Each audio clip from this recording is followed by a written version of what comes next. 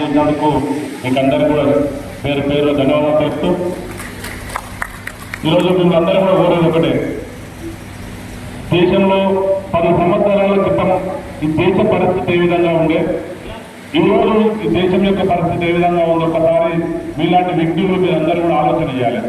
ఈ 10 సంవత్సరాల్లో దేశం ఈరోజు ప్రపంచంలో ఒక గుర్తింపు కలిగినటువంటి దేశంగా ఈరోజు ప్రపంచ దేశాలు ఈరోజు భారతదేశానికి ఒక విలువనిచ్చేటటువంటి దేశంగా ఈరోజు తయారైందంటే దానికి కారణం ఎవరో మనందరికీ కూడా తెలుసు, మన ప్రియత ప్రధాని నరేంద్ర మోడీ గారు.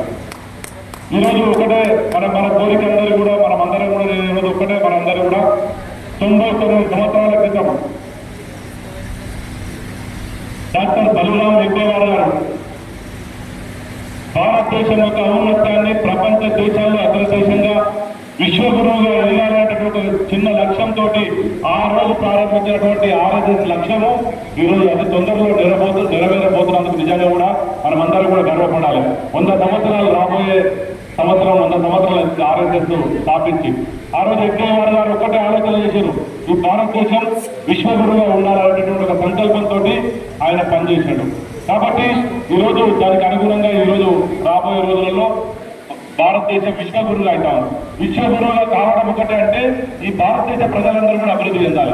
ముఖ్యంగా గ్రామీణ ప్రాంతంలో ఉన్నటువంటి రైతులు కానీ, వివిధ రంగాల్లో పనిచేసేటటువంటి కార్మికులు కానీ, వీళ్ళు అభివృద్ధి ఎంతైనా దేశం అభివృద్ధి చెందాలని చెప్పి ఈరోజు నరేంద్ర మోడీ గారు ప్రధానమంత్రి అయిన తర్వాత ఈ 10 సంవత్సరాల్లో అన్ని రంగాల పేద ప్రజలను ఈరోజు అభివృద్ధిలోకి తెచ్చే విధంగా ఆయన అనేక సంక్షేమ పథకాలు తీసుకొచ్చాడు.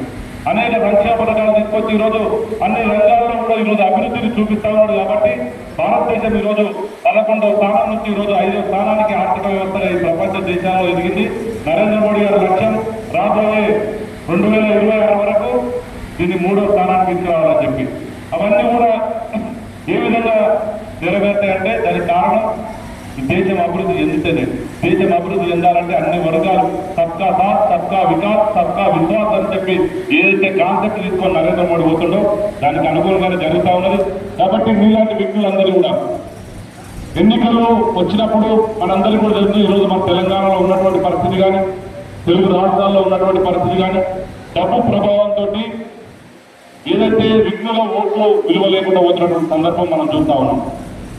చాలా మంది ఈరోజు మాకెందుకులే ఓటు వేయడం, మేము వేయకుండా ఏం కాదులే, మేము ఒకరు ఓటు వేయకపోతే ఏం అన్నట్టు ఈరోజు వివరిస్తారు.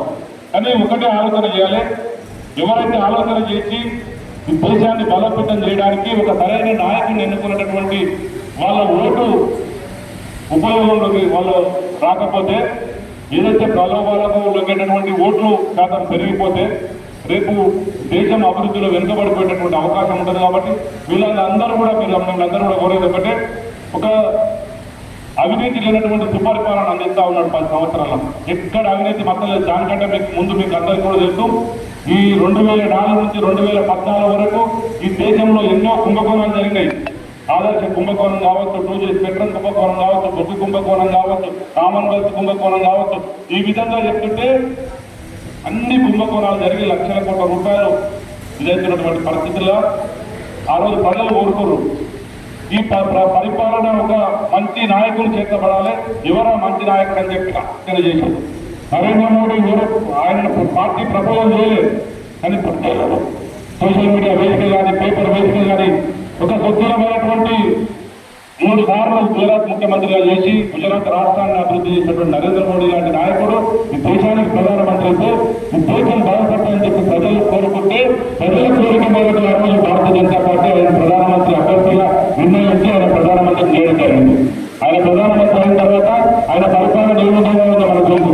ఒక సైడ్ సంక్షేమ పథకాలు అమలు తీసుకొస్తుండు, పేద ప్రజల కోసం సంక్షేమ పథకాలు తీసుకొస్తుండు.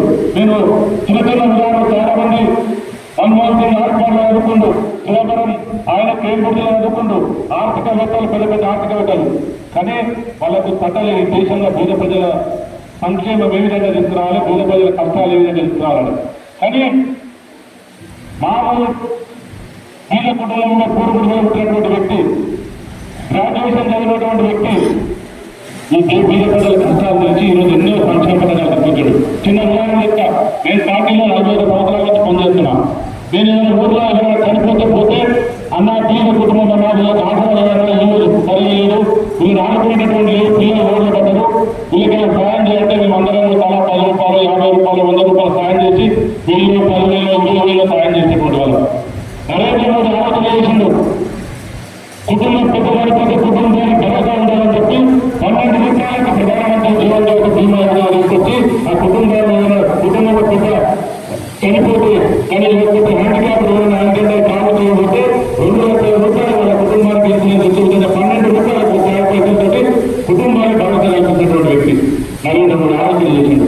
అదొకటే కాదు, వీళ్ళ కుటుంబంలో ఉన్నటువంటి వాళ్ళు ప్రభుత్వ హాస్పిటల్ గోలైనటువంటి పరిస్థితి, కార్పొరేటర్లో హాస్పిటల్ ట్రీట్మెంట్ చేసుకుంటే అప్పుడే బాధ్యత ఉన్నది కాబట్టి ఆయుష్మాన్ భారత్ పథకం తీసుకొచ్చి 5,00,000 రూపాయల కుటుంబాలకు భరోసా కల్పించినటువంటి వ్యక్తి. రైతులకు కార్లకు ఇన్సూరెన్స్ ఉంటుంది, మోటార్ సైకిల్కి ఇన్సూరెన్స్ ఉంటుంది, వెహికల్కి ఇన్సూరెన్స్ ఉంటుంది, ఫ్యాక్టరీలకు ఇన్సూరెన్స్ ఉంటుంది. మరి రైతు పండించేటటువంటి పంటకు ఎందుకు ఇన్సూరెన్స్ ఉంటుంది అని చెప్పి ప్రధానమంత్రి ఫసల్ బీమా యోజన తీసుకొచ్చినటువంటి నాయకుడు, గొప్ప నాయకుడు నరేంద్ర మోడీ. అంటే ఈ విధంగా చెప్పుకుంటూ పోతే రేపు స్వతంత్రంలో ఇండియాలో కట్టలపై మీరు అనుకుంటా ఉన్నారు. మా అమ్మని చిన్న ఉన్నప్పుడు చూసా, కష్టపడి కొండలకి కళ్ళకి ఇల్లు రాలేదు. మా అమ్మ ఎందుకు ఎడుతున్నామమ్మ అంటే కళ్ళకి ఇల్లు కాకుండా బిడ్డ అనేది. నేను ప్రధానమంత్రి అయిన తర్వాత ఈ దేశంలో ఎక్కడ కూడా కట్టెలపై మా ఏ అక్క ఏ చెల్లి ఉపయోగిస్తుందని చెప్పి 14 కోట్ల గ్యాస్ కనెక్షన్లు ఉచితంగా ఈ దేశంలో ఇచ్చినటువంటి గొప్ప నాయకుడు నరేంద్ర మోడీ. ఈ విధంగా చెప్పుకుంటూ పోతే ఎన్నో సంక్షేమ పథకాలు. ఈరోజు ఆర్థిక పరంగా కూడా దేశాన్ని అభివృద్ధిలో తీసుకుపోతాడు. ఈరోజు హైవే తీసుకున్నా, రోడ్లు తీసుకున్నా, రైల్వే తీసుకున్నా, ఏ రంగం విమానయాన రంగం తీసుకున్నా, ఏ ఇక్కడ తీసుకున్నా ఈరోజు ఈ అభివృద్ధిలో తీసుకొచ్చినటువంటి గొప్ప నాయకుడు. అటువంటి నాయకుడు ఒక సుస్థిరమైనటువంటి పరిపాలన, ఎక్కడ కూడా గొడవలు లేకుండా, ఖర్చులు లేకుండా, ఎటువంటి విధానం లేకుండా ఈరోజు సుపరిపాలన చేస్తా ఉన్నాడు. ఒకవైపు సంక్షేమం, ఒకవైపు అభివృద్ధి, ఒకవైపు విదేశాల్లో దౌర్జన్యంతో ప్రపంచ దేశాల్లో ఈరోజు భారతదేశం యొక్క కీర్తిని పెంచడం, ఈ విధంగా నరేంద్ర మోడీ పనిచేస్తా ఉన్నాడు. కాబట్టి ఇటువంటి నాయకుడు మన కరోనా సమయంలో కూడా ఈ పేద ప్రజలను ఆదుకొని ఏ విధంగా ఆయన దేశాన్ని కాపాడడం మనందరికీ కూడా తెలుస్తుంది. కాబట్టి విషయాలకు వెళ్ళిపోతే ఆయన గురించి ఎంత చెప్పినా తక్కువనే. కాబట్టి మీలాంటి నాయకులు, మీలాంటి ప్రజలు, మీలాంటి వాళ్ళందరూ కూడా ఉద్యోగుల ఆలోచన చేసి అభివృద్ధి చేసి చూపించి ఓటడుగుతా ఉన్నాడు. వాగ్దానాలు అమలు కానటువంటి వాగ్దానాలు ఇచ్చి ఓటడుతలేదు, అభివృద్ధి చేసి చూపించి ఓటడుతున్నటువంటి నాయకుడు నరేంద్ర మోడీ. మన జయప్రకాష్ నారాయణ గారికి ఇంటర్వ్యూలో దోషంలో లేదు. అందరూ కూడా అమలు చేయలేనటువంటి వాగ్దానాలు చెప్పి అధికారంలోకి వస్తా ఉంటే నరేంద్ర మోడీ చేసినటువంటి పనులను చూపించి ఈరోజు ఓటడుగుతా ఉన్నాడు. ఇటువంటి రాజకీయం ఈ దేశానికి అవసరం అని చెప్పి డాక్టర్ జయప్రకాష్ నారాయణ గారు చెప్పారు. ఈరోజు మనం చూసినాం, మన ఈ రాష్ట్రంలో ముఖ్యమంత్రిగా వచ్చినటువంటి వ్యక్తి ఏ విధంగా అమలు కానటువంటి వాగ్దానాలు చేసి ఈరోజు నెరవేర్చలేనటువంటి పరిస్థితి, రాష్ట్ర ఆర్థిక పరిస్థితి సహకరించకుండా వాగ్దానాలు చేశాడు. కాబట్టి విజ్ఞులు వీళ్ళందరూ కూడా ఆలోచన చేసి వీళ్ళందరూ కూడా కోరేది ఒకటే, మీకు చెప్పడము కాదు, మీరు చేసి చాలా మందిని మీరు మోటివేట్ చేయగలుగుతారు, మీరు చెప్పగలుగుతారు, మీరు ఓట్లు వేయగలుగుతారు. కాబట్టి మీరు ప్రజలకు ఎక్స్ప్లెయిన్ చేసి 13 తారీఖున జరిగేటటువంటి ఎన్నికల్లో ఈ దేశానికి సంబంధించినటువంటి ఎలక్షన్, ఈ రాష్ట్రానికి సంబంధించినటువంటి ఎలక్షన్ కాదు. ఇక్కడ కాంగ్రెస్ గెలిచినా అక్కడ ప్రధానమంత్రి అయ్యేలేదు, టీఆర్ఎస్ గెలిచినా అక్కడ పోయి ఏం చేసేయలేదు. కాబట్టి ఒకటే విషయం ఏంటంటే దేశంలో నరేంద్ర మోడీ గెలుస్తున్నాడు. కాబట్టి ఇక్కడ కూడా మనం బీజేపీని గెలిపించుకుంటే మనకు నిధులు వస్తాయి, అభివృద్ధి చెందుతుంది, మనకు మన ప్రాంతంలో అభివృద్ధి చేస్తుంది. మొన్న మనం 4 పార్లమెంట్లు గెలిచాం. 4 పార్లమెంట్లు గెలిస్తే నరేంద్ర మోడీ ఈ రాష్ట్రానికి 10 లక్షల కోట్ల రూపాయల అభివృద్ధి నిధులు ఇచ్చిండు. హైవేకి కానీ, రైల్వేకి కానీ, రైల్వే స్టేషన్లు కానీ అన్ని కూడా అభివృద్ధి చెందారు.